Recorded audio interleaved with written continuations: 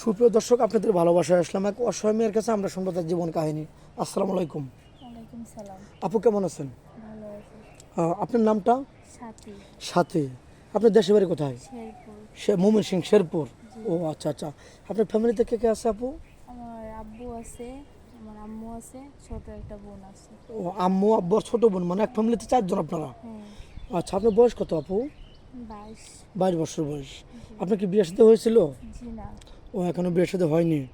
আচ্ছা, আমাদের ক্যামেরার সামনে কি জন্য আছেন? বিয়ের জন্য নাকি অর্থ সহযোগিতার জন্য? আমি আইছি, আমার আব্বু রিক্সা চালা। আচ্ছা আমার আচ্ছা। ছোট একটা বোন আছে। কতটুকু বয়স? 2 বছর।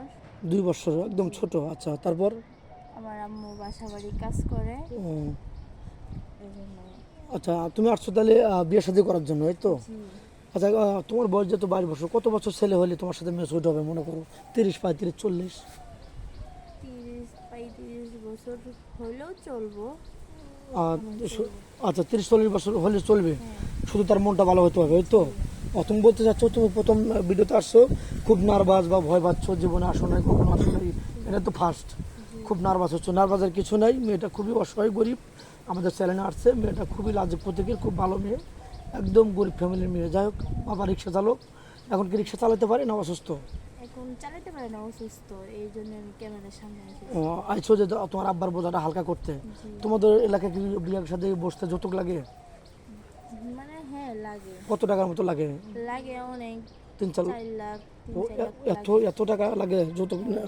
তা তো অনেক টাকার ব্যাপার। এখন তুমি চাচ্ছ যে আমাদের ক্যামেরার সামনে দাঁড়িয়ে এসে একটা বিয়ের সাথে হয়ে যায় এমনিতেই।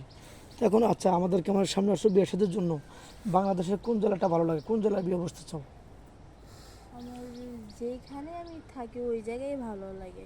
মানে তোমার ময়মনসিংহ জেলায় ভালো, ওই জেলায় হলে বেশি ভালো হয়। হ্যাঁ। আর না হলে কোন যে জেলায় হোক আপত্তি নাই নাকি? জি না। ও আচ্ছা, তুমি বলতে পারছো না তোমার বাংলাদেশে যে কোনো জায়গা হলে চলবে, কিন্তু ময়মনসিংহ হলে তোমার আরও একটু ভালো হয়। হ্যাঁ। আচ্ছা, যাই হোক, কোনো প্রবাসী বাদী তোমাকে বিয়ে সাথে করে বাইরে নিয়ে যেতে চায়, তোমার আব্বু আম্মু যেতে দিবে কিনা? হ্যাঁ, আমার সুখের লাগে আমার আব্বু আম্মু সব কিছু করতে রাজি রাজি আছে? আছে। ও আচ্ছা, অনেক আমি সুন্দর কথা যদি বলছো। সুখ যদি থাকতে পারি তাহলে আমার আব্বু আম্মু যেতে দিবে? খুশি। ও আচ্ছা আচ্ছা আচ্ছা, বুঝতে পারছি। অনেক সুন্দর কথা বলছো, মানে তোমার সুখের জন্য তোমার বাবা মা যেতে দেবেন, হ্যাঁ। স্বামী যেখানে রাখুক নাকি? জি।